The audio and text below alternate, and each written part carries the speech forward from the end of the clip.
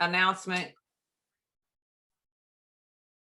So Sarah's been reading, and next week Sarah will begin to be chairing. So that'll be nice. So tonight we're really in for a treat. A few weeks ago, we had this lovely lady on the schedule, and her life was externally unmanageable. The world was unmanageable at the time. Not that it's not now, but anyway, we're lucky to have her back. I am so excited, and I was looking forward to hearing her the first time she was on the schedule, and I'm glad I'm able to get her back. With that, I'll give you Paula P. from Champaign, Illinois. Thanks so much, Dawn. Hey, everybody, I'm Paula Parton, and I'm an alcoholic. I'm happy to be here tonight on the good side of COVID with my voice back. I have, I think, 50 minutes or so to talk tonight, and I have done service work since I recovered from COVID, but not for 50 minutes. So we'll see if my voice holds out. But I would much rather hear from all of you. A funny story. I was ready for this talk. I had 4 books and a notebook, and then this morning I couldn't find it anywhere. So since I decided a long time ago that God is everything and I'm not, I'm just gonna have to assume that this, whatever happens, is how it's supposed to roll. But before I jump into this, I want to say the most important thing about me, and that is that I have been sober since October 29th, 1979. I took my first drink when I was 14 years old. I took my last drink when I was 17 years old. And just at 17 years old, I barely made it to you by the skin of my teeth, still wanting more to die than live. But you caught my eye, man. If that hope and that light. I didn't know their names of those things. I didn't know the names, but I saw something in you that, man, I could stay for that. This was curious, and I could stay for that. And you were trustworthy. And tonight I'm here to talk to you about emotional sobriety. And there's people on here who know me very well, so I know you think it's a joke, but here we go anyway. Poor Liz has been with me through Disney parks numerous times, and I hit the Disney park like I'm a general at war. That's how I go through Disney. It's not about having fun, it's about winning. So maybe that's gotten better. We'll see. We'll see the next time poor Liz has to walk with me into a Disney park. But so to tell you my experience, strength, and hope as it concerns emotional sobriety, I want you to know that there were decades of my sobriety that I was not emotionally sober, that I was constantly in conflict with somebody, that I didn't even know there was such a thing as a pause, that if someone said something bad about me, if someone looked at me funny, if someone said something that hurt my little feeling, if someone took something I thought was mine, if I didn't get the attention or respect, that's a trigger word, the respect I thought I was due, I didn't know that didn't always mean war. Like, disrespect me, war. I didn't know there was a pause, and I didn't know that I didn't have to react. I didn't know there's a whole universe out there that somebody just does their thing, that life just shows up in whatever form, and I don't even have to react. And I can tell you this, I am there now, imperfectly, but most of the time, way most of the time. And I only got there because pain was the touchstone of my spiritual progress, because I had to pay a price in pain. I don't know if everybody has to pay that kind of price sober, but I had to pay that. I paid that. I don't know if I had to, but that I paid that price, doing it wrong for so long, fighting like a child on the wall of why aren't I happy? Why aren't I happy? And I often think that line toward the end of our first 164 pages of the big book, where it says happy, joyous, and free. Man, I think we hear that, we're like, that's it. It's that or nothing. That's it. And if I'm not feeling it, I'm going to pretend that I am. You know, and then I for years, I would wake up in the morning sober, and I'd open my eyes, and my first thought was, oh, how do I feel? And if it was anything less than stellar, the rest of the day was spent focused on my own self and why I wasn't feeling beautiful. And if I have learned anything about this topic and the trudge in it and the trudge toward it is this, that it all comes down to the beginning of the third step. It comes down to making a decision. And the decision as it is to emotional sobriety is this: is God everything, or am I everything? And it's really a choice. And it's a choice that I have to mull over. And every time so far, the truth has been that God is everything.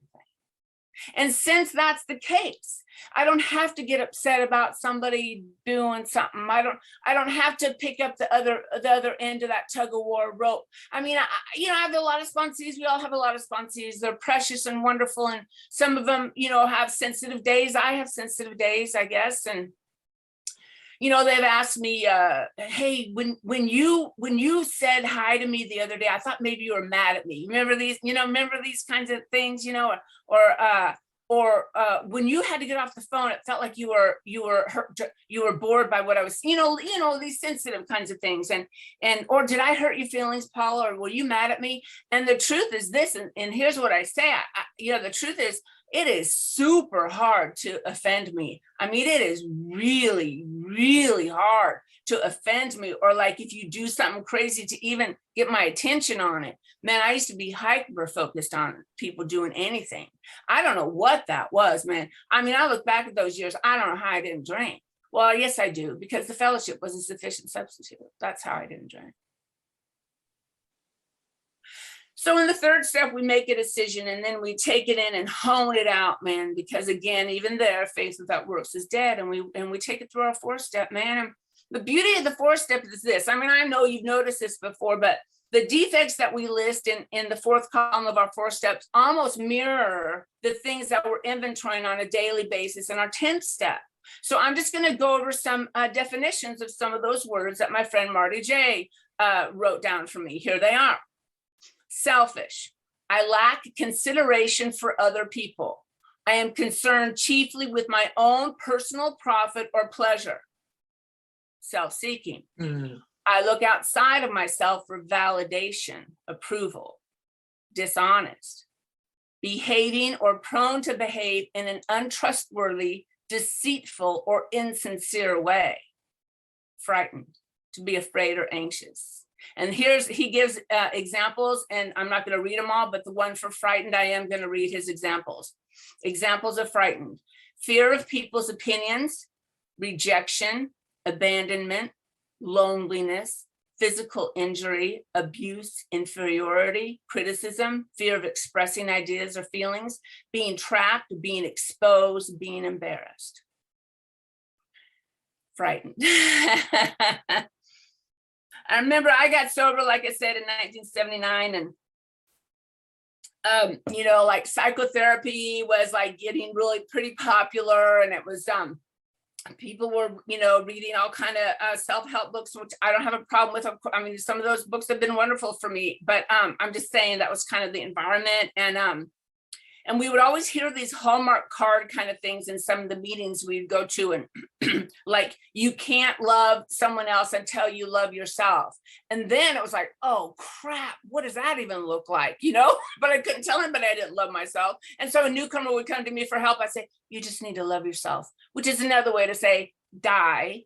Holy Christ, that is not how it rolls. That's the opposite of how it rolls for us. In here, how it absolutely works is this, and Bill Wilson says it in his emotional sobriety writing: we love others. We love others. And here's the kicker: we don't love others and then then we love ourselves. We love others, and then we forgot that we even cared about loving ourselves. That's the deal. That's the freedom. I mean, and like I said, man, I've had huge and hard lessons in this, and please, whatever universe you are out there, let this be the last big one. Probably won't, because I'm still breathing. But when I was 30 years sober, was my huge lesson in not having a faulty dependency, and letting go of all the need for my reputation, for respect, to control how people thought about me and felt about me and talked about me, to care, to put the sense of my entire worth on the shoulders of other people. When I was 30 years sober, I live in a town that's not that big. And so the AA community is even smaller. And at the time, now there's one woman in town with more time than me, but at the time I had the most time of any woman in town. It doesn't really matter, but it leads to the story.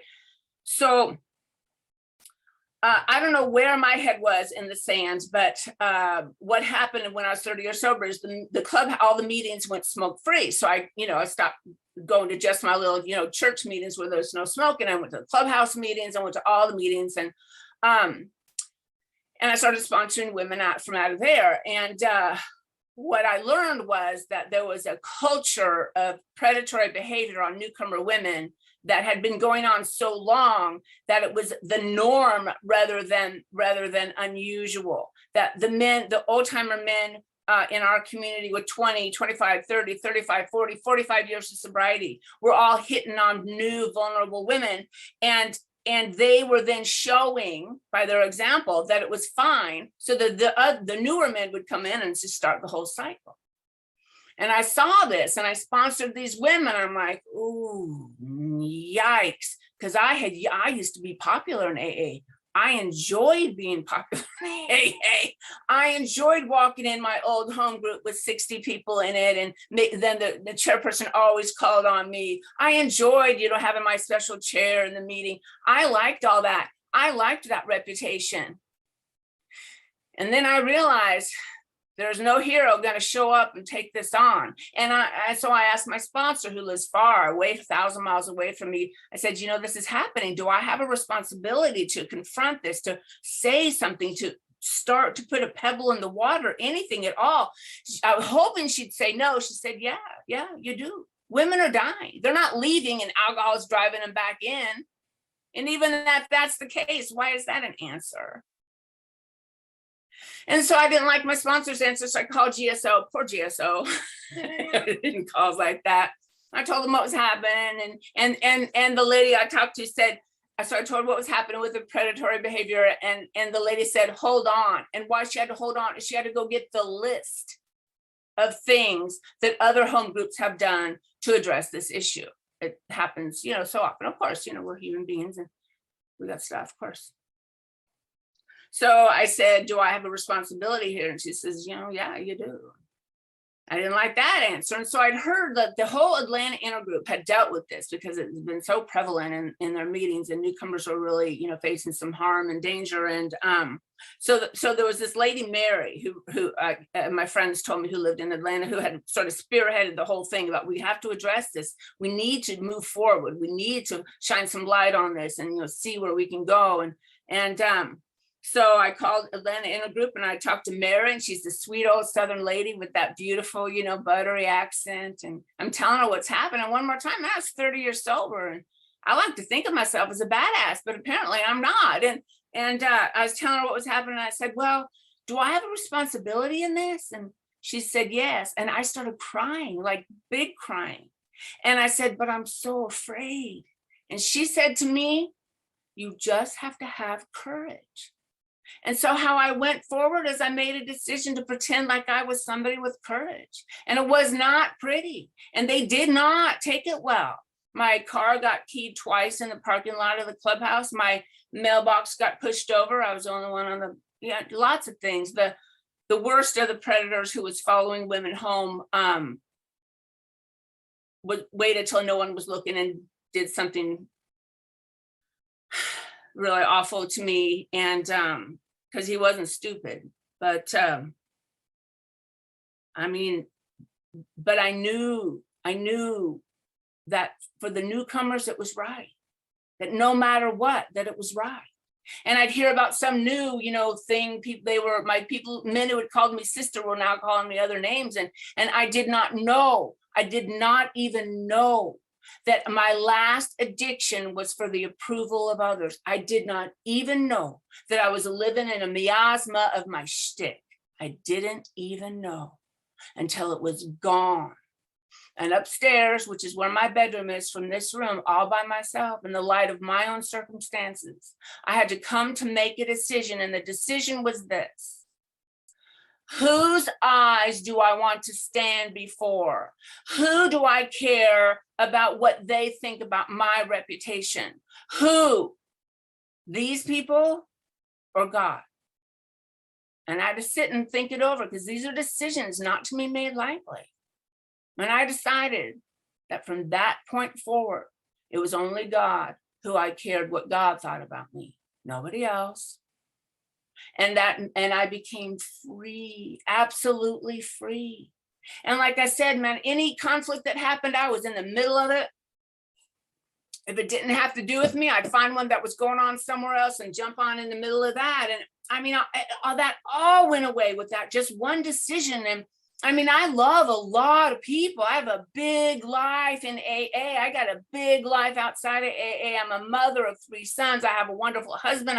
I'm a good neighbor. I'm a good citizen. I'm a good employee. And I go to a faith community that I'm very close to. I'm their cantor. I mean, for decades. And I love many people, but I need God. And when I'm afraid, I do the same thing every time. If it's the fear of, right before I get up to a podium, that kind of a fear, or I don't know, I don't really have a lot of fears anymore, but I mean, just if I get nervous about something, or I feel alone for a minute, or those kind of things, what I do is I imagine that I am on a front line, and my side is the partner of my life, which is the God of my understanding. And I put my hand up and I take God's hands and I say the same words, and God's saying unto me too. And what we're saying to each other is this: here we go. And there we go. There's been other literature that has done so much for me. And one of them is from C.S. Lewis. And I've read almost everything, if not maybe everything, more than once that he wrote. And one thing he wrote, man, I just could never forget it. I bet I read it when I was 20 years old, and I've never forgotten it. And it goes like this. It says that God is never more proud. God is never more happy with his person than when the person is standing upon a mountaintop from which every trace of God seems to have vanished, asks why he was forsaken, and still obeys. I have outside issues. They don't belong in a meeting by any means, but they have to do with my path to emotional sobriety, and it might help you. Plus my sponsor, Paula, says it, so I'm going in, but I'm a traditions woman, so I'm gonna go in and I'll get right back out. So we're gonna be all right. So I have post-traumatic stress disorder and I have depression. And why I'm even sharing them is this: till I was about 20 years sober, they'd show up. I mean, you could say, they're a power greater than me. I don't control when they come. I don't control their intensity. But till I was about 20 years sober, one of them would show up and I just go to bed and wait it out. And I used to keep it a secret. Oh my God. I used to keep it a secret. I thought having those was some kind of indicator of my spiritual condition. But I, stopped keeping the secret, but still they'd show, and people would call and they say, how are you? I said, oh, the anxiety is off the charts. I mean, I have tics to this day because of my anxiety disorder. And so I tell them, I'm just going to lie in bed. I'll see you on the other side. They'd call and they say, how are you? I say, the weight is harsh on my shoulders. I cannot even lift my head, man. The blues have sunk and I don't see an end, but I'm just going to lie in bed. I'm going to get through it and I'll see you on the other side. Then when I was about 20 years sober, God said this to me: hey, you can help somebody. So I got my pretty much fat ass out of bed, because it's true. I can help somebody. And that's what Bill writes about, man. Like, I can sink or I can trudge. And I'm going to tell you this too, man. If you're new and this all seems impossible to you, I want to tell you this, that there's going to be sometimes that the very best you can do is lie on the floor and be sober, and we will bring you macaroni and cheese. And that is fat. You grab that floor with everything you have. We got you from that point. And some days of that darkness felt like that. And when I got diagnosed with the post-traumatic stress disorder, I came from a family, an alcoholic family, and stuff went down. Not an unusual story for a lot of us, but I thought I had ADD because I seem like I do. So I was just gonna get tested. You know, I have great insurance. Like, what the heck? Let's go figure it out. And so they start the test, and it's scientific. It's with where the University of Illinois is, and U of I thinks they are all that, and they're connected to the big Carl Medical Facility, and it's going to be a part of the research. And so I go in and I start the testing, and it's all laboratory. Like, there's no nice counselor wondering how I feel and giving me Kleenex. It's not about that. It's statistics and mathematical, and I mean, all kind of tests. And there was this one PhD psychologist who would take my family history, and I met with her 3 different times. And so I'm just telling her how it goes, and the tortures and the different assaults, and hunger, and us after the dash in the middle of that first step. And one time she said to me, how don't you have a personality disorder? Because there I was sitting there with matching clothes and dental hygiene, and the only answer I could give her is, I don't know. I mean, I guess AA. I mean, I got to come to you at 17, man. I got to grow up. I never got to grow up. I got to grow up with you. And, she said to me once, she said, there's women like you in institutions who can't feed themselves. I said, I know there are. I said, I guess the only difference is I got to come to AA. I don't know another difference between me and those women besides that. And but she'd just shake her head, because there's no AA stuff in her medical book. That's not a scientific answer. And, one time I went in, because I'm a social scientist, and I'm a historian, which is like ridiculous, total waste of a huge degree. Anyway, so one time I went into her and I said, look, you're a social scientist. I'm a social scientist. I understand your hypothesis. And they kept thinking I was messing with the test. So they'd retest me. They'd change up the test and retest me, thinking I was tricking their test somehow. But I wasn't tricking their test, man. I'm just, doing all right because I got to come to you.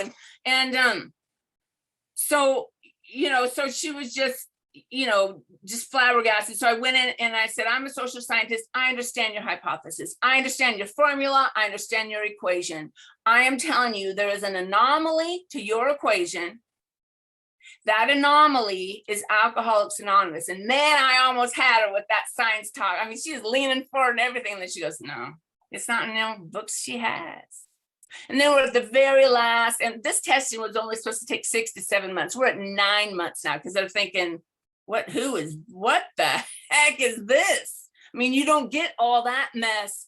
And then, someone talking about jobs and passing these psychotic tests. And so we're at the very last one. It's where she's reading me the diagnosis, and that's where I found out I have PTSD. And, we're in a laboratory on the record. Everything she says is part of the research of subject A. And she gets to the last page and she says this. It's like she couldn't help it. She looks at me and she says, it's like you're a miracle. And then she's like, oh, crap.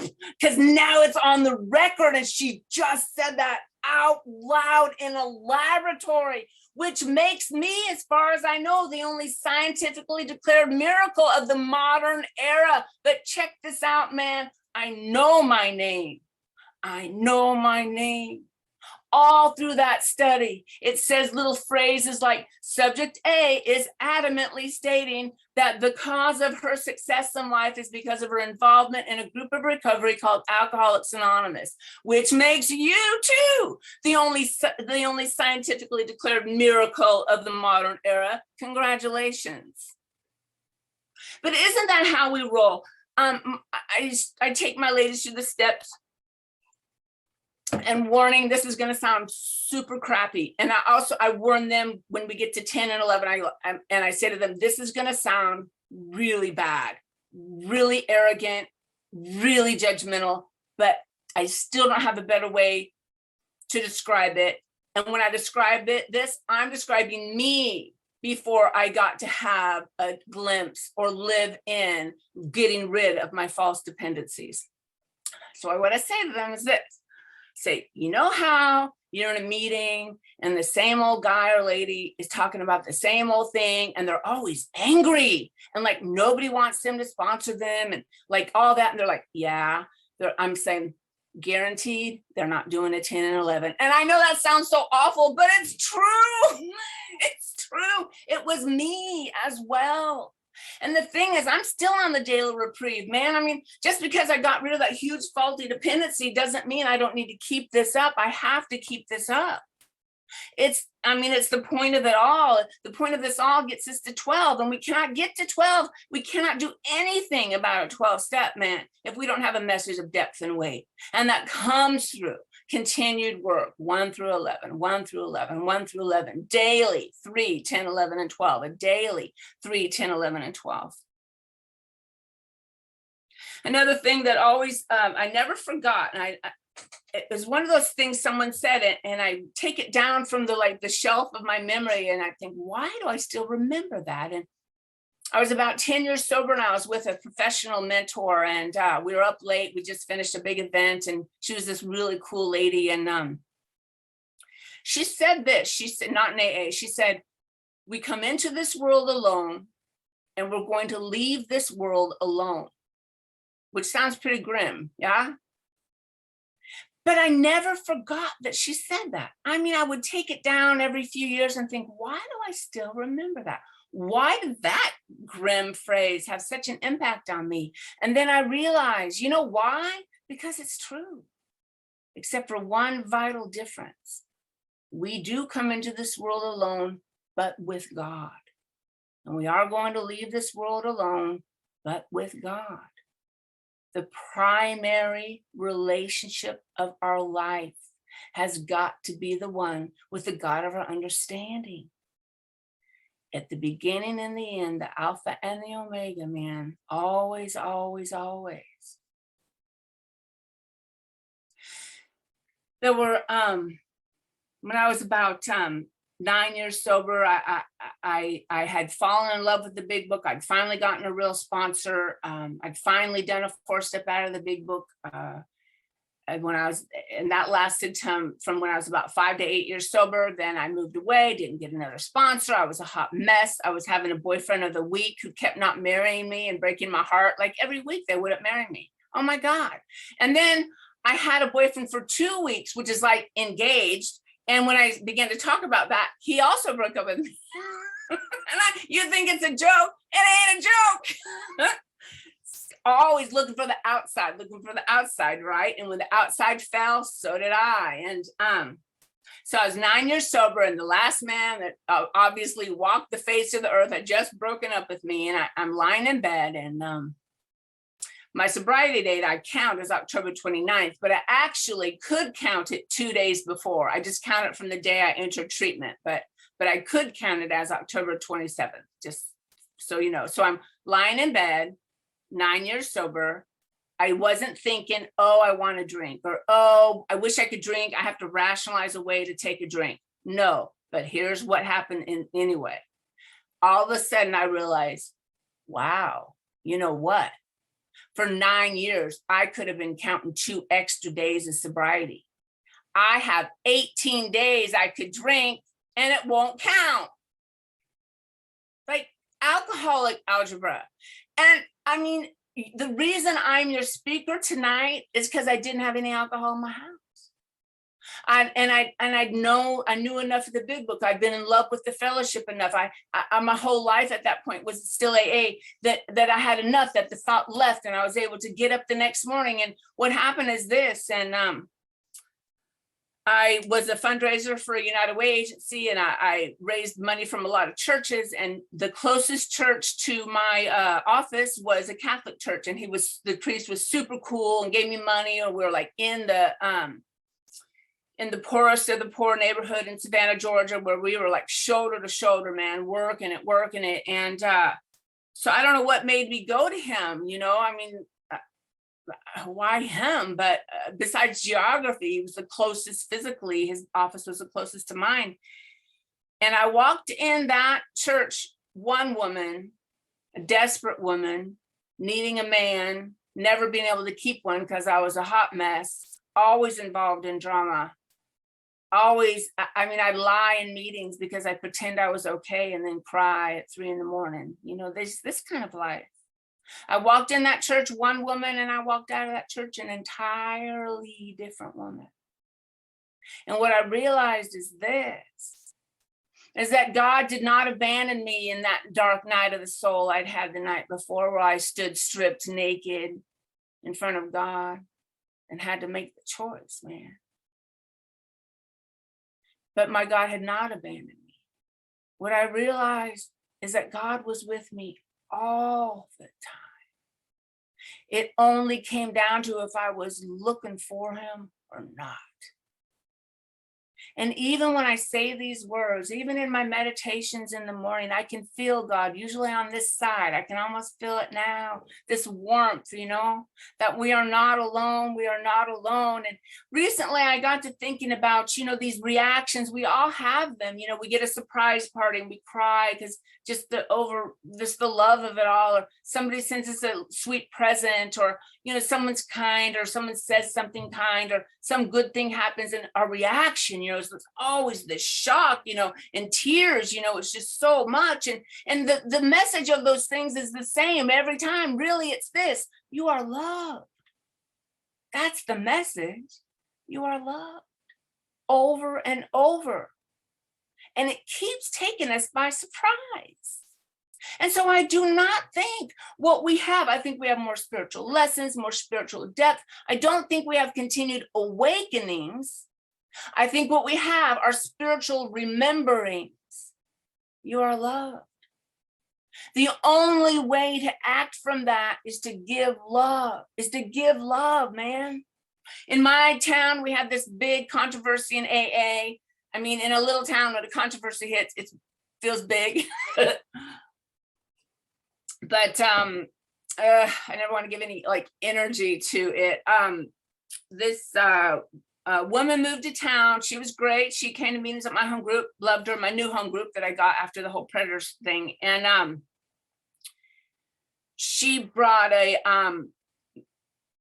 tried to bring a movement into our AA community that holding on to anonymity was archaic, that it was harmful, that it holding on to anonymity at the level of press radio films was shame, and we shouldn't do it, and that we should be out there fundraising. And it was a movement, and it's dead now. Its founder drank, but I mean, I'm not happy about that. I'm just saying, it's, if you were around at all when that thing was moving, that's what happened in my little town. And oh my God, she'd come and she'd try to advertise this movie, and me and all the other old timers would get together like little old cronies after the meal, oh, what are we gonna do? Oh my God, who's gonna talk to her? Oh my God, that. And then once this one of my friends, who's a beautiful woman in AA, and she comes up to us, she says, you know what we're gonna do? We're gonna keep the lights on in the AA meeting, and we're gonna make the coffee, and we're going to set up the chairs, and we're going to have the literature, because that's what we can do. Because that's what's going to be here when that thing falls. We're going to be the ones that kept the bridge built. And so that's what we can do. And it's always, always on me to keep the bridge built. And I have to say, like those people in my old home group, I don't... I mean, I've taken a few hits, whatever, people say mean things, whatever. I mean, I used to hear about them and just be all up in it. And now, I hear about them, and I swear to God, it's not even interesting anymore. It's not even interesting. And the truth is this: there is no person I would wish harm on. Not one. And that's all right, man. Those people need to key my car. That's all right. They need to, push my mailbox over. That's all right. And I mean, better me than somebody else's. I can buy a new mailbox. I didn't even care much about the car they keyed, actually, I mean, I got a new one now. I kind of care about it, but whatever. And then I realized many lessons about the freedom of that, the forgiveness about, the letting go of that. And most of it came down to this, that I was looking at the sacred 6th and 7th step, which is so personal, so intimate, only between each of us and our God, so personal. And it's all of it up to God's magic physics of timing. I realized with those men who wouldn't support me, the women who wouldn't support me, all these things, I realized, well, who the heck am I to decide what their seventh step should be and the timing of their God removing the defects that I apparently think I get to define? No one's sixth and seventh step is my business. God's going to work all that out, just like mine's not anybody else's business either. And I realized this, what if, I don't know how it works. It's not my business. What if those people needed to say bad things about somebody? What if somehow, I don't know, that that's what they had. That's the way they stayed alive. What if that? Would I take their words then? Yeah, give them. Yes, give them. And then I realized this, better me, come to me, come and bring them my way, rather than somebody, with less sobriety or who didn't get to be involved in the worldwide fellowship or who, cared more. If you have to spew that stuff, yeah, it's okay. Bring it my way. That's all right. I'll still help you. No matter what. And those are like the holiest words of of emotional sobriety, like no matter what, like I have a duty, I have a primary purpose. Our literature tells us that primary purpose to stay sober and help other alcoholics to achieve sobriety. I cannot do that primary purpose if I'm gossiping about somebody, if I'm shooting our wounded, if I'm leaving our wounded behind, I'm breaking the primary, listen to that word, primary. First, foundational, important, my primary purpose. Like the whole point of me getting to be sober is that primary purpose. And if I burn the bridge, man, if I don't pay attention to somebody, and if I don't say hi, if I'm mad at somebody, if I'm bitchy in a conference, if I'm, in a million ways, then I burn the bridge. And I will not burn that bridge. That will not be me. I said earlier, I have 3 sons. They are men now, 22, 28, and 29, and the 28 and 29-year-old drink like we drank. And I will tell you this, since they have begun their hard and fast demise into alcoholism, the traditions and our primary purpose has never meant more to me. It's never been more sacred to me than it is in this issue. Because we've got to be around for those kiddos, man, and all our kiddos who aren't even ours, man. And a funny thing happened that when the last time I went through the steps, just like a year and a half ago with my friend Marty, he suggested this interesting thing in the 4th step. That led to more emotional sobriety and more maturity and more laying down of expectations. And that was this, that he said, so now when you get to the 4th column of the grudge list, yes, write the words that the Big Book of course tells us to write, so we can see where we were at blame and where were we at fault. But also do this, add this, look at the person in your 1st column, because up to this point in your 4th step, you've been their prosecuting attorney. Now, walk over to the other table and be their defense attorney. Think to yourself, why would they do that? Why? What could have been going on that they did that? What could I have done that made them think they needed to do that? And all of a sudden, man, I realized the holy words in the Lord's Prayer, man. If I want forgiveness, there's no way to get it but to forgive. There is no way. It's a formula. It's math. Because I can't be open. I have to hold these things to the light, man. I got to hold them to the light. And light is the best disinfectant.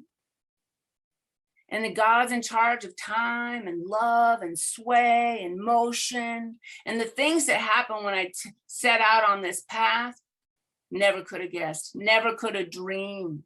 When I was taking on those predators in the meeting, they were screaming me down and, keying my car and stuff. I couldn't have dreamed that was my path to freedom. Who would have thought that was the end of that? Who would have thought it? God. That's who knew what was coming. I cannot be a tornado anymore, man. And you know, the opposite of the emotional sobriety are the bedevilments. So if you read the bedevilments and you're still living in it, then you know, man, ask for more love, find ways to love and not be noticed. I'm a huge believer, absolute believer in the reset. If I'm having problems giving too much of my opinion, then I shut up no matter what. I just shut up. I reset. And I don't mean once, I mean for a long time. In a meeting, in a committee meeting, in a business meeting, and whatever, I just shut up because I need to reset. When I dealt at that 9 years, when I had that huge spiritual change, I realized I mean, it's not quite the right word, but I had an addiction to needing a man. I didn't even care if he was all in, you know, I just needed a man.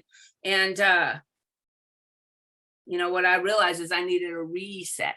I had to reset that. So I didn't date, I didn't flirt, I didn't talk, I had nothing, because I needed the cosmic reset, because God can do something with that, man.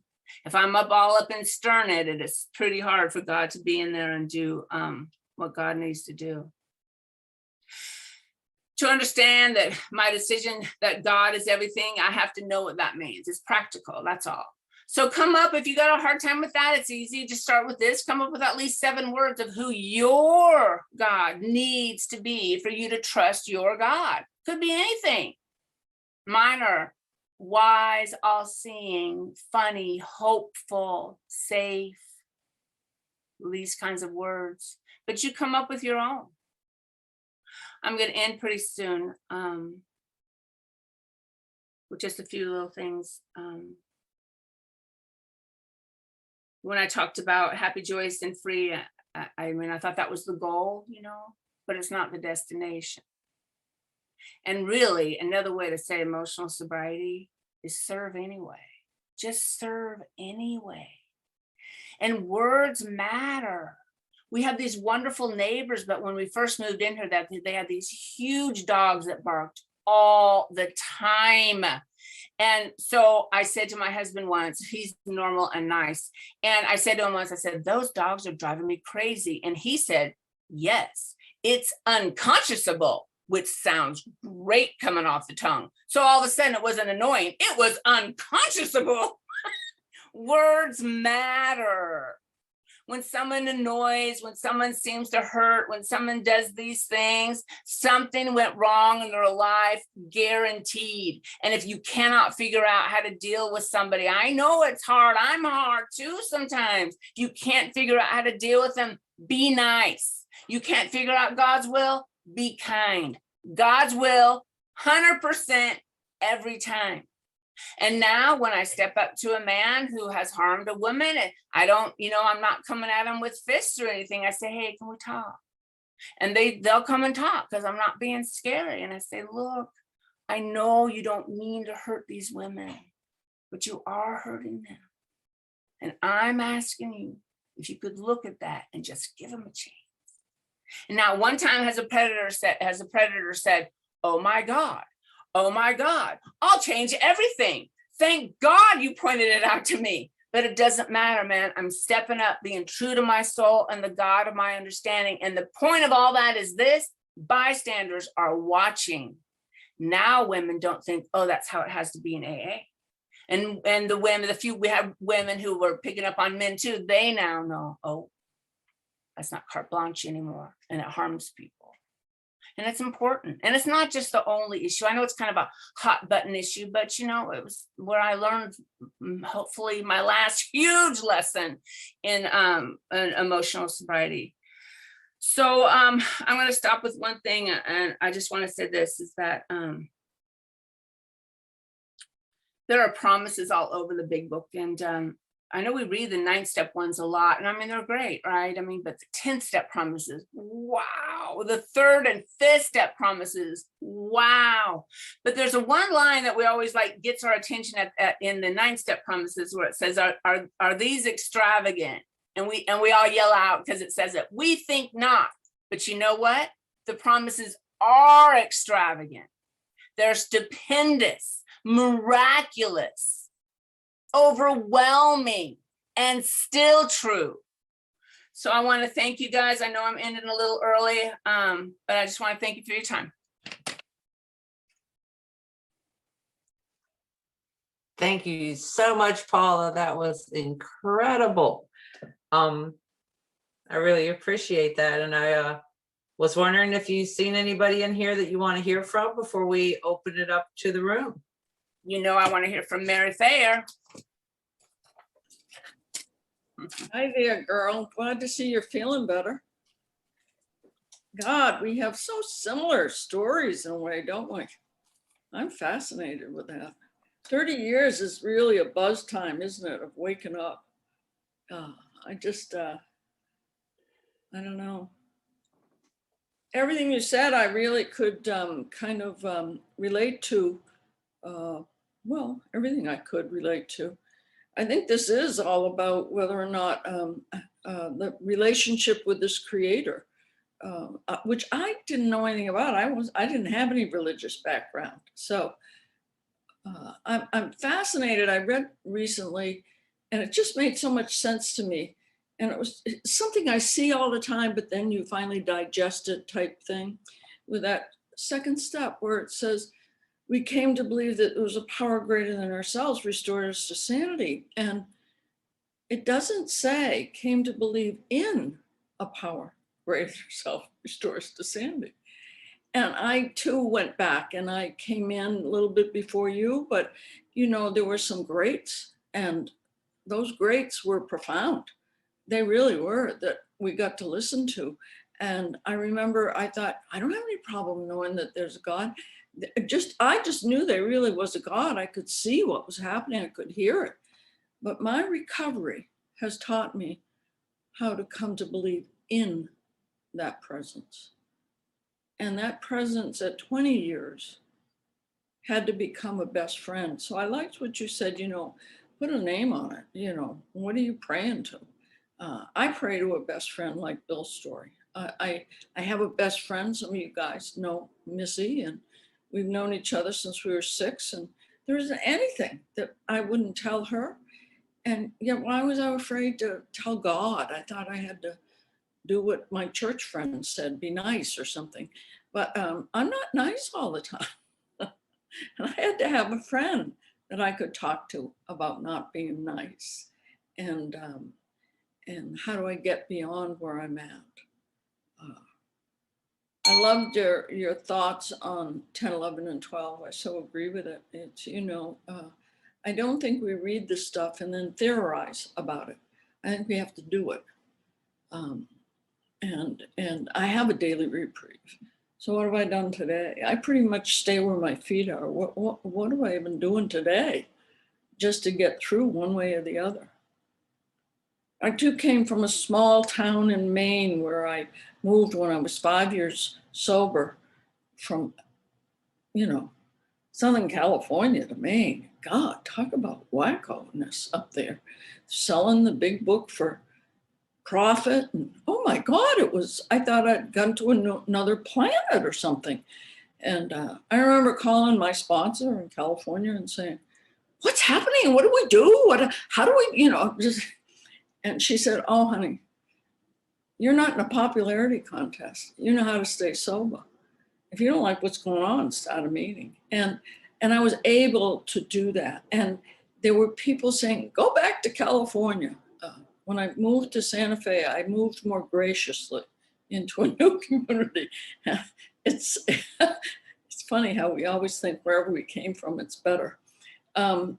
Anyway, I think for myself, hindsight, the people that hated me, the people that wouldn't speak to me in my home group, because I don't know, I found out it was because I was sponsoring some gal who didn't like this guy and she broke up with him, and the guy was telling him I said for her to go.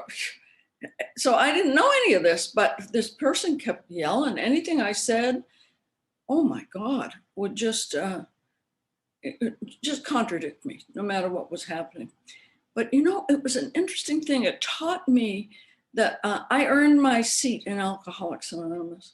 Nobody kicks me out of here. I belong here, you know. I earned my seat. I don't care who you are. I can go wherever I want. I'm going to sit down. We'll find something in common if you're a drunk like I'm a drunk. And I earned it. Now I'm gonna carry the message no matter what's going on with me. I too thought when I got 30 years, I'm not the poster child for Alcoholics Anonymous with the way I was reacting. But I remember a year or two later, this gal I was working with, I said, how are you ever getting through this? She said, oh, I watched you go through it. So you don't know what it is, other than I truly believe it has something to do with this demonstration that we do. And when we stop PPing, stop people pleasing. To me, I've done inventory after inventory. I don't know anybody ever done an inventory that hasn't said that they people pleased. And when you're people pleasing, I thought that was a nice thing to put down. I people please this person. And my sponsor said, oh, you're a liar and a phony and you're dishonest. I went, well, that doesn't sound as nice as people pleasing. But it isn't until I take a look at what I'm up to that I'll work on it. It wasn't until I admitted to my innermost self I was alcoholic that anything happened. I have to answer to my innermost self that I'm not necessarily the nicest person in the world. And then maybe I can work on it. But if I've got some phony baloney false face that I'm putting up all the time, then it's false. Everything is false. My life is false. It just doesn't work that way. I think the courage is the principle behind the 4 steps. As we write a fearless moral inventory, behind every one of our steps, there's a moral and a value. And the things I write in that 4th column usually don't have a spiritual value behind them. They have a lot of fear that motivates them, no faith, no spiritual value. And so after a while, after I've done enough 4th and 5th steps, and I get an idea of seeing where I'm going against my own values and principles that are God-given. And when I see what my principle is, such as authenticity or curiosity or whatever, it isn't screaming at everybody, then I have some guidelines. I heard somebody say one time, until we do inventory and find out what our values and principles and morals are, it's like walking across a footbridge with no railings. I mean, I'm trying to use yours or yours. But what are mine? Where am I going against them? Who am I? Not who I care about, but you people. I agree that the 9th step promises are extravagant. I say that all the time. Everybody's, I think not. I said, I think so. I mean, they're all freedoms from fear. Did you ever notice that? They're all freedoms from fear. Of course, they're the opposite of the devilments.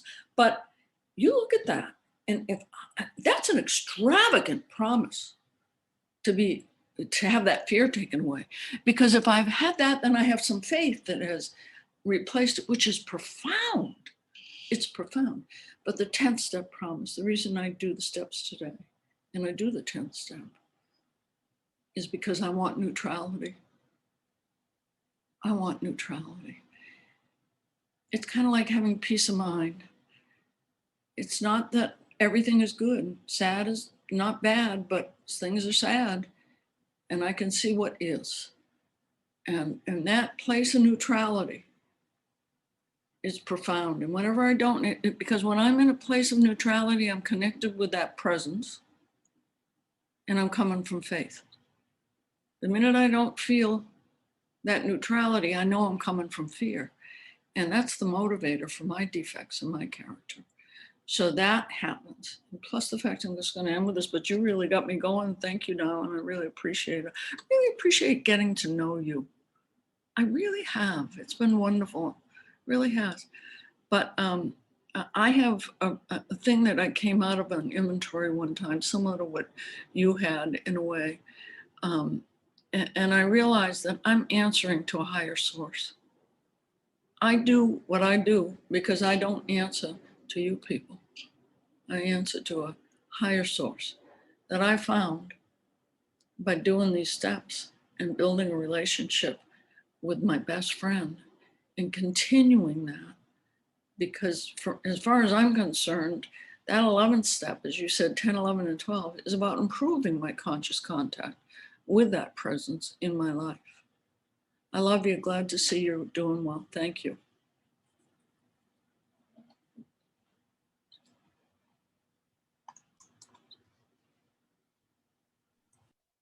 Anybody else you got an interest in there, Paula? I don't want to put anybody on the spot. Does anybody want to share? If you want to share, you can raise your hands. We'd be very excited to hear from folk. Chad. Thank you. I'm Chad. I'm an alcoholic. And I just wanted to say thank you so much, Paula. I loved your talk. It was perfect for me tonight, today, because I've had some kind of similar experiences where there's a way that I believe is a really good way for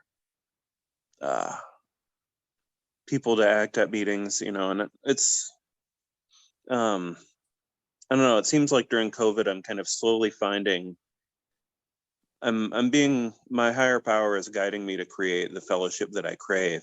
And it's not all here in St. Louis like I expected when I moved here in 2019. It's a lot of it's, and through Zoom, it's in different parts of this country and different parts of the world. And then it's really a great adventure. But I realized in the last minute or two that I have a resentment at the God of my higher power, the God of my understanding or misunderstanding, and it has to do with trauma, like you shared about. I had a breakdown at 14 years sober because of that, that I hadn't gotten treated, and came way too horribly close to drinking or some other kind of suicide. And it's about 5.5 years ago, and it seems like as I've continued to be shown things that I'm getting to let go, like the layers and layers of buried fear and resentment, I get brought to those too. And I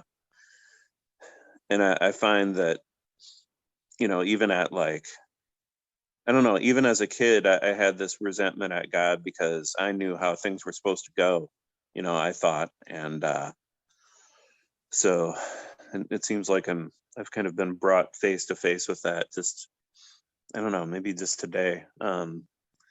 So I get to look at, from it's pride, definitely. And probably for me, codependency is a character defect that has really, really messed with my emotional sobriety. And playing God is something that, I believed other people needed me to do from a pretty young age. And so I get to turn all of that over. And yeah, I love this group. I'm so grateful that Gary invited me to it. And that's all I got. Thanks.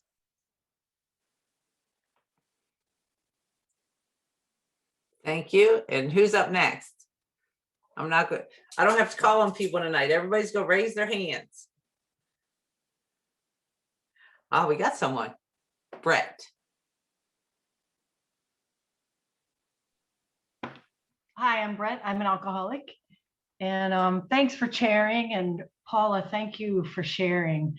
I've heard you several times and you always give me a spiritual reality check. And how am I being in the world? I love how you shared too about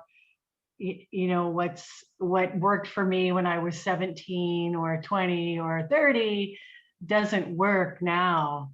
And it was good to be reminded of that, because sometimes that's a default. And I get stuck in that pattern of behavior just by default, and I catch myself doing it. And also about the importance of God and my relationship with God. And is God everything or what? How do I feel about that? Is that how I act? you know, if I'm walking through the house and I stub my toe, or for 2 weeks there, the Zoom videos were freezing. I could hear audio, but people were frozen in time, and it was frustrating. And my default there for, I don't know, for like the last month had been just immediately say, God damn it, God damn it. And that wasn't really ever my default. I always would say fuck. And I started feeling, I guess, convicted about it. And so for the last 2 weeks, I'd be like, it'd fly out of my mouth, and I'd say, okay, forgive me for saying that. I don't know why I keep saying that. Just forgive me for saying that. And I guess the whole point of sharing that is that it has made me feel like I am growing spiritually. I am being more respectful to God, who saved me from being an alcoholic. I don't think I'd be alive today if I hadn't gotten sober. And I like too how you reminded me of, even if I have felt disrespected, how do I act? Do I act like the little kid that's hurt, or do I act like the adult that can take it and keep it in perspective in the big picture of my life? So thanks for letting me share, and thank you for sharing. Thank you, Brett. All right, who's gonna put their hand up next? I'm watching the participants list. Kim Nelson, this is awesome. Hi, everybody. My name's Kim. I'm an alcoholic. And on this particular subject, there's a book, and I wanted to ask if it's okay to read out of it. It is, I don't know if it is AA literature, and it's taken from the big book, but it's commentary from program members about step 10 and 11 and 12. And something that you spoke of, Paula, brought something really to light. But before I do this, I just wanted to see if it's okay to read something. I don't know if it is or not. Yes? Okay. Go for it. Okay, so this is about the unpopular studies in the last 3 steps, meaning that a lot of people, some people have observed that in Alcoholics Anonymous, the last 3 steps are a challenge, and you have to be very disciplined. So they're unpopular. But what you said about the light, you said something about what gets us awake more than anything is the light. You said something about the light is, the truth is what sets us free. And there's something in this that really made it clear to me about step 10, which is the practice of beginning to watch ourselves and be aware of ourselves. And I think we all see this, mindfulness meditation is the big thing now, when step 10 is exactly that. It is mindfulness and being self-aware. And it says, if you take time right now and watch yourself while you're reading this book, you will see the inner voice or the inner critic, what they're saying. So step 10 is suggesting that we look at what that is saying in the moment. And an example, which I think is so funny, is I didn't agree at all with what the book was saying. I have no idea why I let Martha talk me into reading it. I wonder what my pastor would say about it that reminds me I need to get the brakes done in this car before church on Sunday. I wonder if I should take it to the same garage. Last time I didn't like the mechanic. I'm pretty sure he overcharged me. Perhaps I should get a new car, but the loan would be too much if only I were to pay. I should look around for another job, but the benefits are good and I like my boss.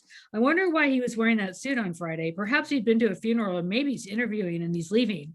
I don't know that I want to stay. Why is that man driving like that? He knows there's a 50-mile-per-hour zone. What a bizarre color for a car. Oh no, the traffic's stopping. If this keeps, and it's this commentary that just runs and runs and runs. And for me, what I'm noticing is I act on a lot of it. Like I will make decisions based on that commentary, which is based on self, that put me in a position to be hurt. And the way that it stops is to watch it and become aware of it. And step 10 is such a precious tool for us to practice that ability. I'm very, very new at this. I am just waking up to the second half of the first step. I mean, just my head is just popping out of my butt. But, you know, I'm sure a lot of you have had those experiences, regardless of how long you've been around Alcoholics Anonymous, where one day something you've been hearing for 5 years all of a sudden makes sense. That's kind of the experience I'm having right now with a lot of what I'm hearing. And so what was once rudimentary to me, I fell asleep in sobriety and went into a sober blackout and forgot. And by the grace of God, you know, I'm asking for help and to be shown the truth and to wake up again. So thank you. Thank you. Liz W. Hey everybody, my name is Liz and I am an alcoholic. Grateful to be here and grateful to be sober. And thank you so much, Paul. You know, I love you and I love listening to you. And, you know, you're always so passionate about what you're talking about. And I love that, you know, because we need to be passionate about Alcoholics Anonymous. We need to be, this is our life, you know, I don't know. For me, it's the only way I know how to live today. And I'm so grateful that I came into these rooms, whatever, many years ago, and that I found this way to live, because I never would have had any way to live. I watch my sisters and I see the way they live and I just think, oh, thank God I stopped drinking. You know, I don't want to be like them at all. Well, 2 out of the 3. Anyway, you were talking about, you said something about still on the daily reprieve, and you know that's like my favorite line in the big book, and that I have a daily reprieve based on my spiritual condition, and I have to have that spiritual condition every single day. Now, if you talk to me, you would have no idea that I live my life on a spiritual basis. Except if you were in Alcoholics Anonymous, you know, people talk to me about God and I go, God is personal. God is personal. And, you know, it's my higher power. It's not your higher power. And, you know, I love the way my friend Michelle says, God's got my picture on her refrigerator. You know, I'm there. I'm there. And I read one of the stories the other night. I have a Monday night big book study, and we read all the way through. We're almost to the end, and it said something about continue, improve, and practice. And so I continue to come here. I try to improve, and I continue to practice these principles and this way of life. Because really, if I did not have this way of life, it would just be a mess. It would just be a mess, you know, and it's a mess already, but I know how to handle it. I know how to handle the mess because I come to these rooms, you know. I think Mary Thayer said something about wherever we came from, we thought that was better. And I've only been sober in 3 places, in Poughkeepsie, New York, where I got sober, and then in Rochester, New York, where I lived for a few years, and here in Orlando, Florida, where I've lived for, I don't know, 17 or 18 years now. Like, I can't even believe I've lived here that long. And it only got better for me. Every place I moved got better for me. And it's because I got better and I learned more about the program and how to live my life in a better manner. And it's all because of the rooms, the people, working with sponsor, doing steps. It's just a continuum. It's just a continuum. So thanks so much for sharing tonight, Paula. I was pleasantly surprised to see you there. Thanks.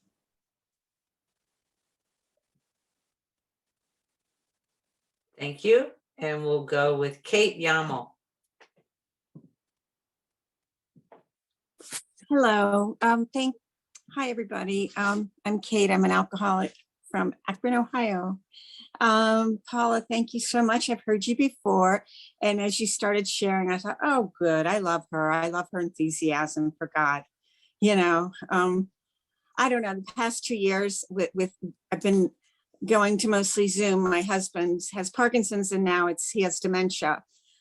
So it's hard to leave him. You know, there are times, so it's harder for me to get out to meetings. So thank God for Zoom. But I have a question that I don't know if it was this meeting or another FOTS meeting I go to, but they're always like, get to the question, get to the question.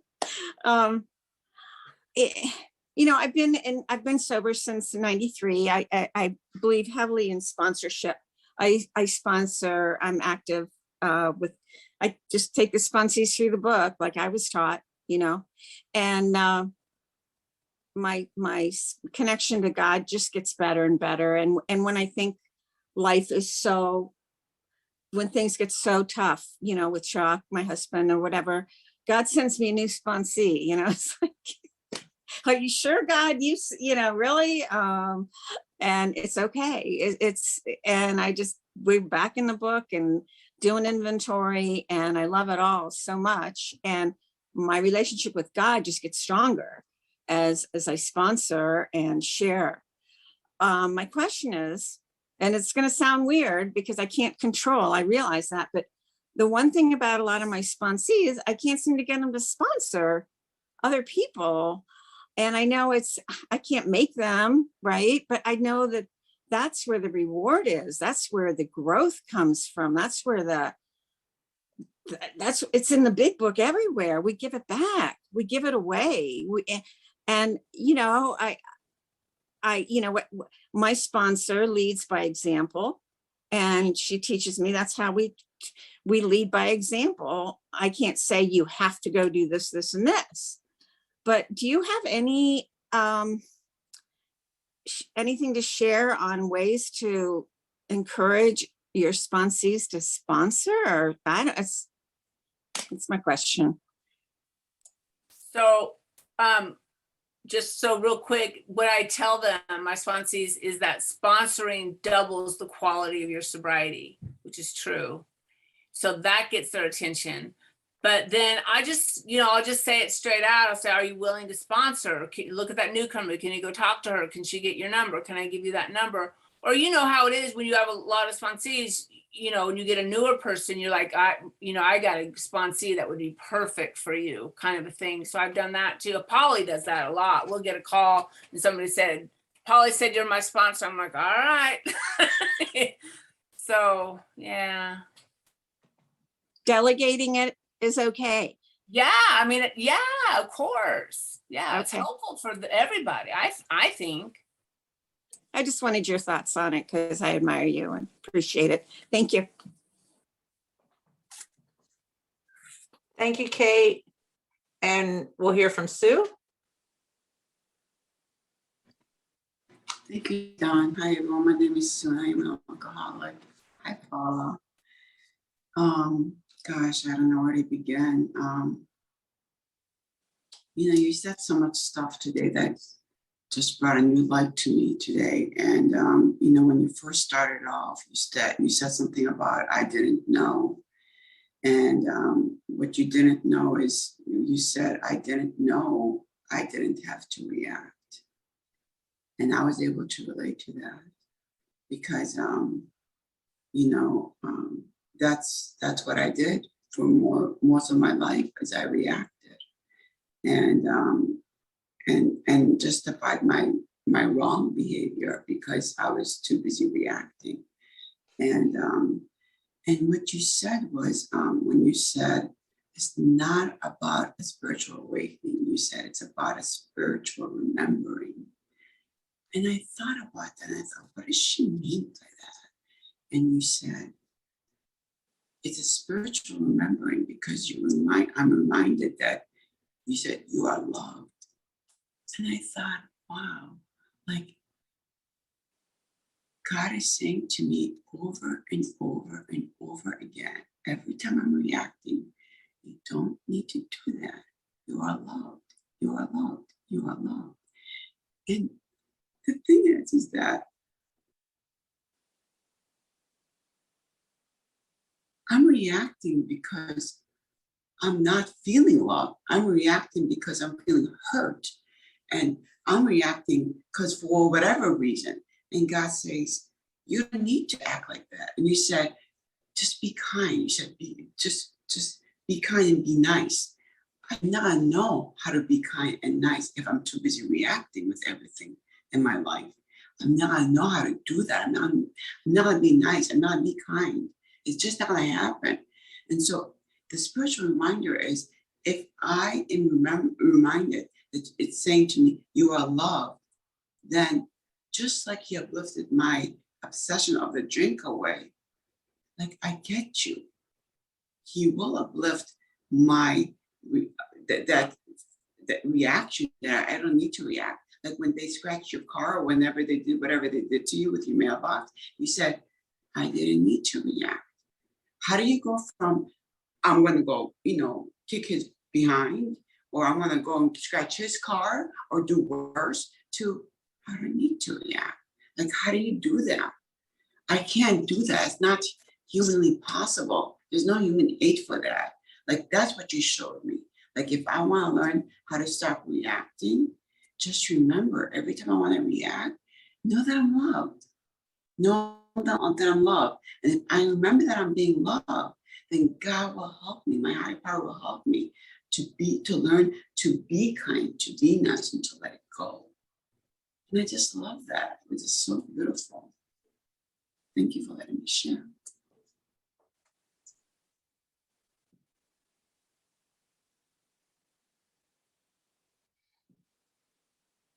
So we have about 4 more minutes. Do you have any closing comments, Paula? I would love to hear it if you do. I do not. I would love to hear from some of you. Okay. Let's see. Susan H. Hi, my name is Susan and I'm an alcoholic. And yes, I went through that 30 years sober thing that you were referring to. Thank you so much, Paula. You just validated a lot of experiences that I have had in Alcoholics Anonymous. And it was just really, really good to hear. This pandemic and having my access to Alcoholics Anonymous and members of Alcoholics Anonymous all over the country and all over the world has just been a lifesaver for me. I'm from a small town too. And I am an inventory all the time, all the time. But yeah, thank you. What else can I say? I'm just hearing, have these experiences in Alcoholics Anonymous, and I'm an alcoholic and I keep showing up. I keep working with others, but on Zoom, I've heard so many people share and in a way that I haven't heard in Bozeman, Montana. I'm just being spiritually nourished. I'm really not alone in these experiences. That whatever it is, that 30-year mark, I just anyway, I've got your number. So thank you so much.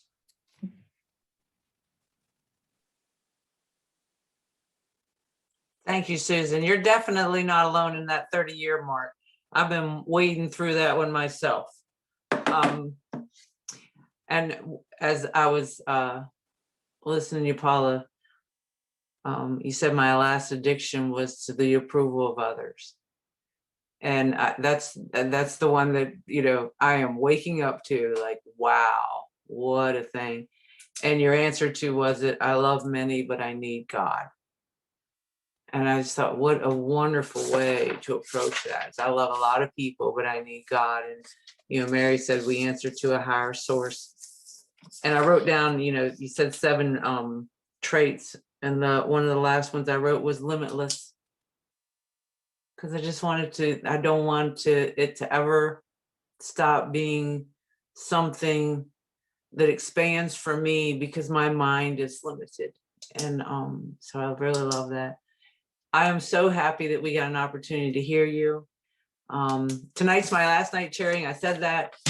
Oof, come back to being just another bum on the bus, and I can listen instead of host.